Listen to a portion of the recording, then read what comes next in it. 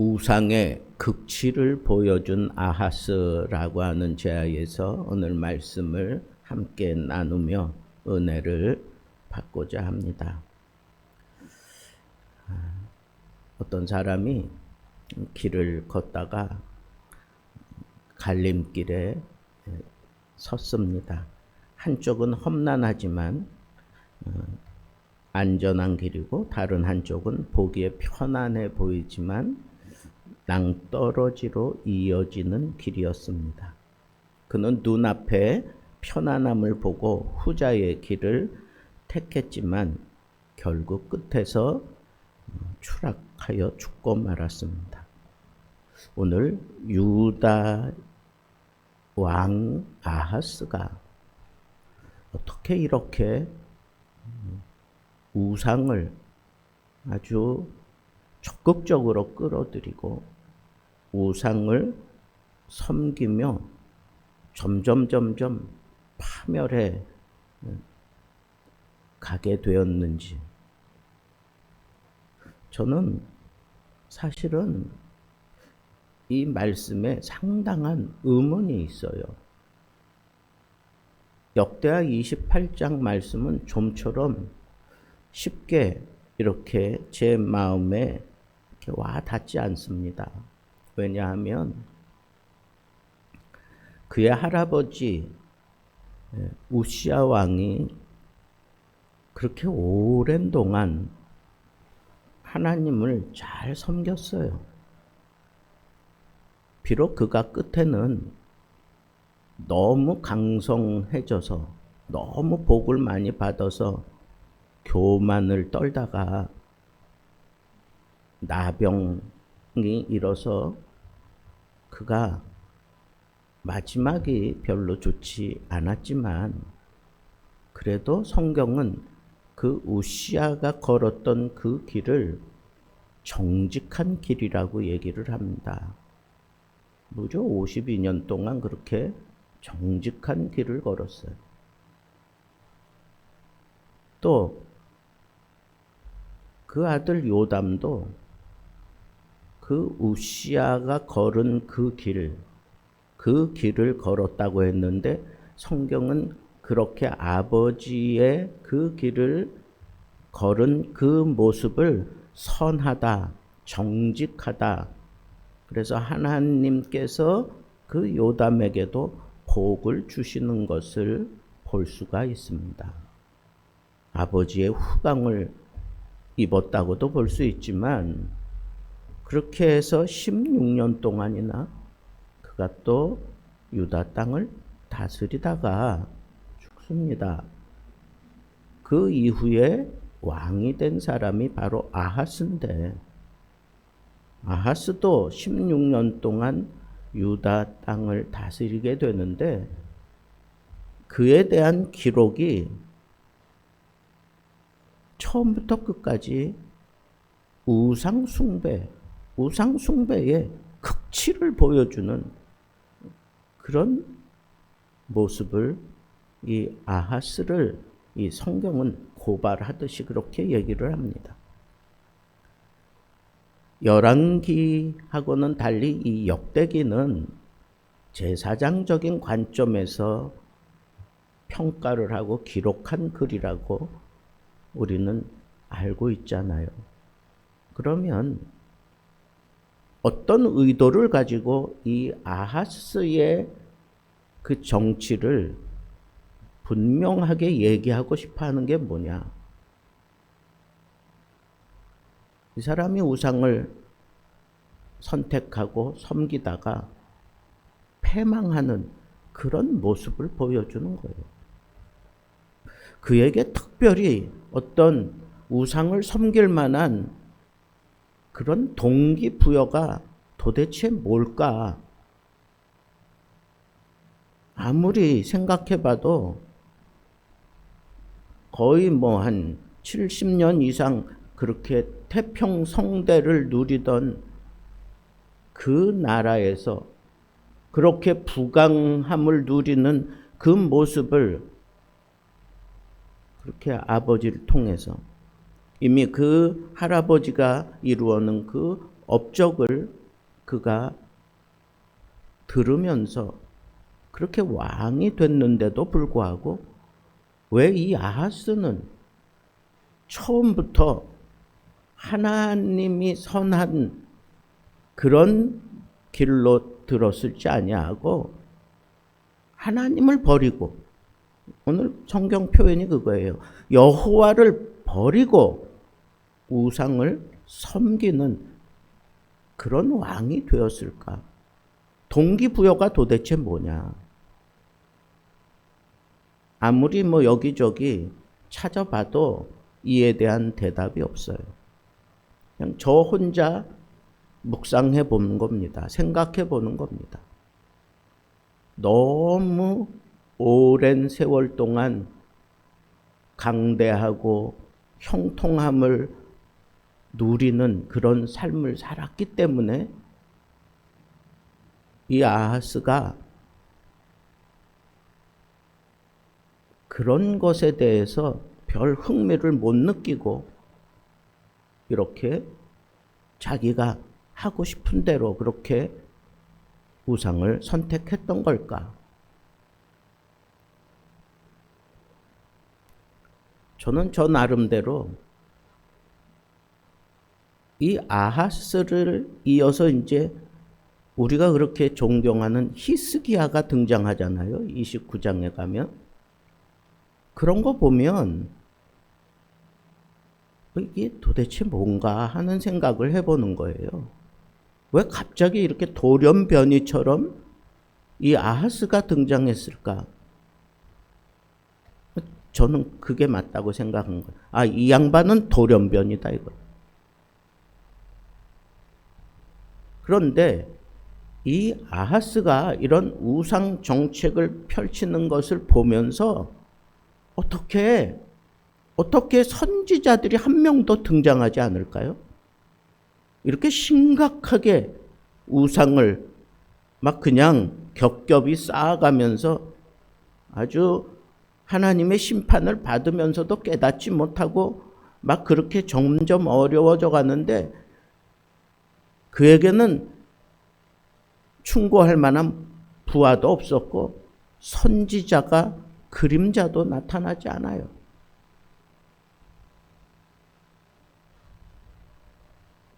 우상 정책을 펼칠 때 간헐적으로 선지자들을 다 아주 그냥 옥에 가둬놓고 아니면 윽박지르고 찍소리도 못하게 만들고 그렇게 했을 것이다 라고 생각 들기도 하지만 그것도 설득력이 그렇게 대단하지 않아요. 또 반면에 북이스라엘에 20만 명이나 되는 포로로 잡혀가잖아요. 부녀들과 어린아이들이 다 잡혀가잖아요. 그때 오뎃이라고 하는 선지자가 갑자기 등장해서 그 북이스라엘 사람들에게, 그 경건한 사람들에게 너희가 지금 악행을 저지르고 있다. 하나님의 심판이 너희 코앞에 지금 다가왔다. 라고 그렇게 선언을 하게 되는 그 선지자가 등장한 것도 그 시점에 그렇게 등장했다는 게 이게 또 저는 이 유다에는 선지자가 씨가 말랐는지 없고, 여러분 그 할아버지 때에 유명했던 선지자가 누구예요? 이사야 선지자 아니에요? 이사야 선지자.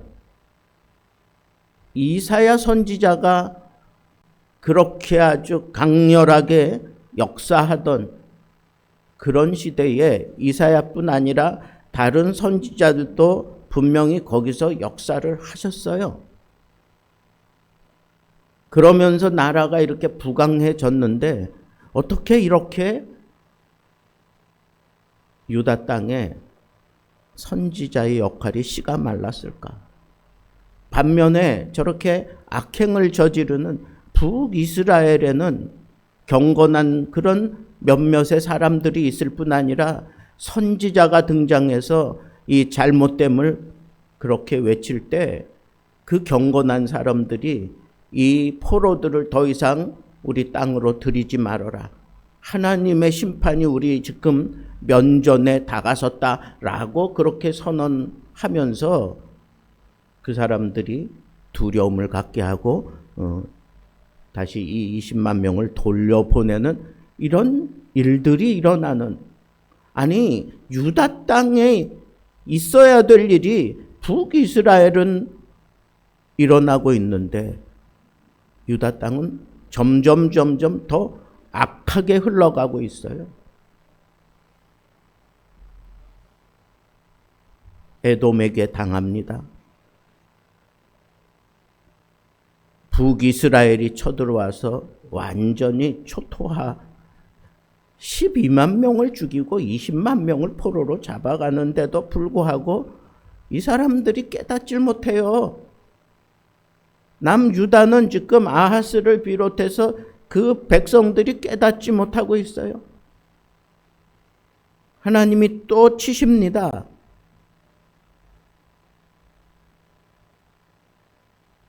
그랬더니 이제는 하나님을 붙잡지 않고 새로 강대국으로 올라오고 있는 그 아람, 오늘날로 얘기하면 시리아죠.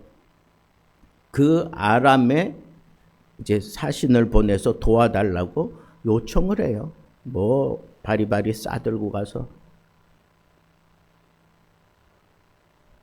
그런데 그 아수르 사람들이 와가지고 도와주기는커녕 오히려 더 군박하고 더 괴롭히고 그리고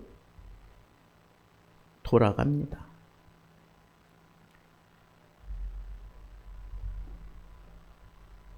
이 아하스는 얼마나 그 우상이 그렇게 좋았는지, 이 가나안 신들이 자기 아들까지 다 불에 태워 바치면 더 잘 된다 그러면서 막 불태워 죽이는 그런 것까지 끌어들여 가지고 자기 아들들을 불태워 그렇게 그 가나안 신에게 바치는 일까지 자행하고 있어요. 근데 그런 모습을 보면서 그 백성들이 그냥 그러고 있다는 게 이해가 되지 않아요. 그러면 일어난 일들을 통해서 그 상태를 진단해 보면 이런 거예요. 아하스는 별종이에요. 그에게 무슨 이 우상을 숭배할 만한 그런 어떤 계기가 있었거나 이런 것도 없어요. 그냥 그는 태어나기를 그렇게 태어난 거예요. 그런 신면을 가지고 그런 성격을 가지고 그렇게 태어나서 나는 아버지와 달라, 나는 할아버지와 달라, 나는 이렇게 할 거야. 이게 더 내 마음에 들어. 이게 내 이성적으로는 이게 더 강한 신이야. 그러면서 그렇게 선택하고 그렇게 행동했다고 밖에는 저는 어떻게 달리 표현할 길이 없어요. 그럴 정도로 막 파행을 저지르는데 선지자가 없다? 백성들이 누구도 뜯어 말리는 사람이 없다? 온 유대 땅이 영적으로 심각하게 타락한 상태, 자기도 모르게 그냥 그렇게 심각하게 타락을 해버린 상태, 그게 영적으로 무감각해진 유다의 모습이다 라고 그렇게밖에는 설명할 수가 없어요. 오랜 동안 그렇게 강대함을 누리고 그렇게 형통함을 누리면서 하나님을 찾지 않아도 얼마든지 살 수 있고 그냥 내 눈앞에 보이는 이 복을 누리며 살아가는 것에 그냥 빠져버린 유다 백성들, 그러기 때문에 그들에게 선지자가 필요 없었고 선지자도 거기에 있을 필요도 없어서 그냥 변방으로 쫓겨난 것은 아닐까. 오뎃이라고 하는 이 북이스라엘에서 하나님의 말씀을 외쳤던 이 사람이 북이스라엘의 선지자일까? 유다의 선지자일까? 아니, 북이스라엘에는 이런 선지자들이 없어요. 거의 없었잖아요. 물론 경건한 사람들이, 기도하는 사람들이 있긴 있었지만 아합 시대 이후로 여호와의 선지자들이 일어나서 북이스라엘을 제대로 인도하고 이랬던 그런 모습들을 우리가 좀처럼 찾아보기 힘들었으면 아마 하나님을 섬기며 경건한 그런 믿음을 가졌던 선지자들은 이렇게 유다 땅에 머물러 있을 수가 없어서 이미 변방으로 다 밀려나 있었던 것은 아닐까. 선지자가 선지자 역할을 하지 못하고 할 필요도 없었던 나라 유다 땅.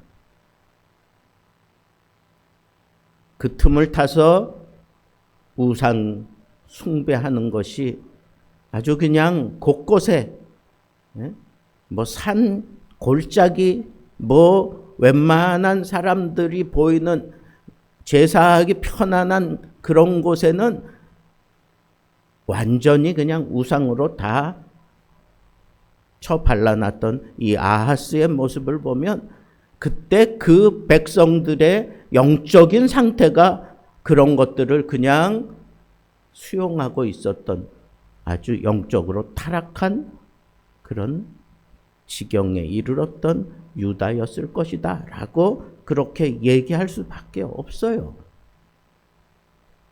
그렇게 하나님께서 이 나라 저 나라 계속해서 하나님을 버리고 우상을 섬기는 더 극도의 자리로 막 나아가면서 우상을 섬기며 자기 아들을 불태우고 여러 곳곳에 다 이 신이 아람이 이겼으면 그 아람의 신을 섬겨요. 블레셋이 이겼으면 블레셋의 신을 섬겨요. 왜? 그 신들이 더 강하다라고 생각해서 그렇게 파행을 저지르고 있는 이 아하스와 유다 백성들의 모습을 보면서 하나님은 심판을 하시는데 그 심판을 받으면서도 하나님 앞에 돌아서지 않아요.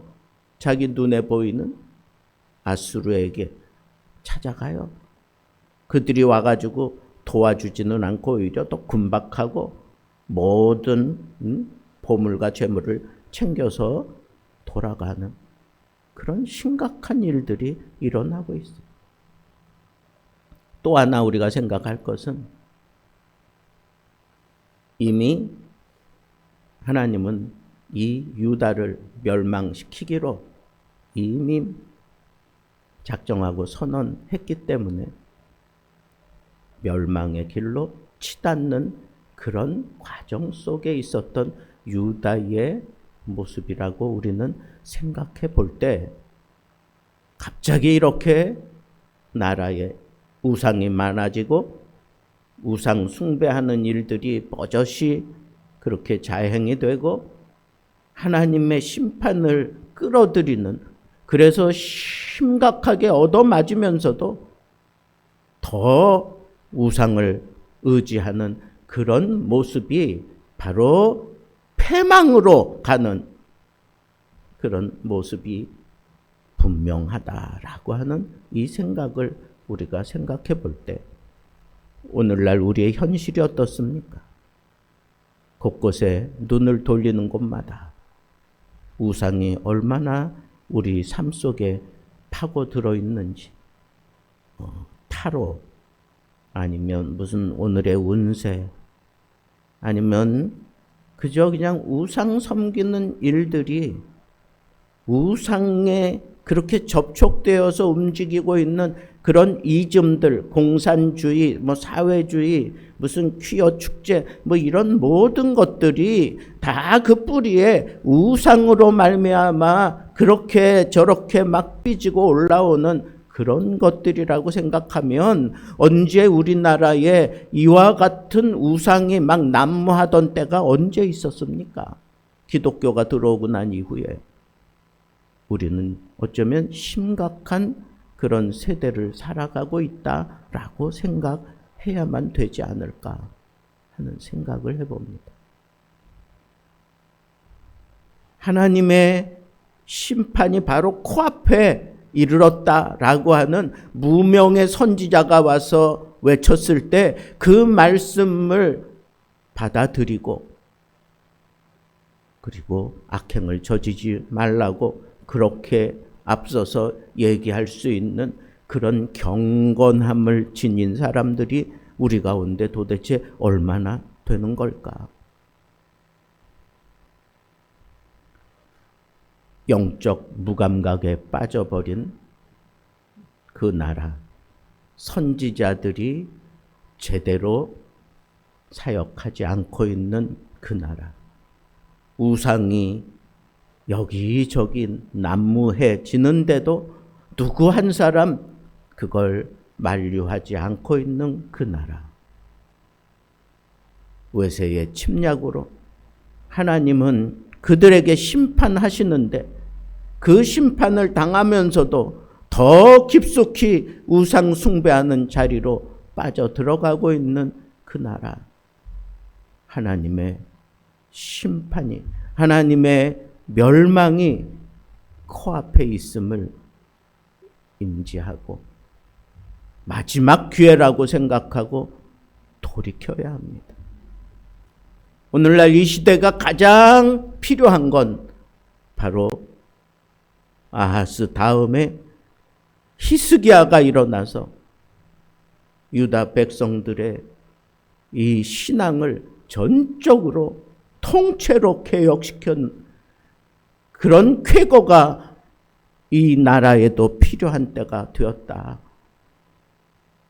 우리는 우리들 자신도 하나님 앞에 영적으로 새롭게 무장하고 돌아서야 하겠고, 이 나라도 하나님 앞에 분명히 우상을 버리고 돌아서야 되는 그런 기로점에 서 있다고 하는 이 사실을 바라보면서 하나님 앞에 철저하게 우상을 버리고 하나님께로 돌아오는 것만이 살 길임을 명심하고 외칠 수 있는 그런 경건한 이 말세에 필요한 증인과 같은 그런 하나님의 사람들 되기를 우리 주님의 이름으로 축복합니다.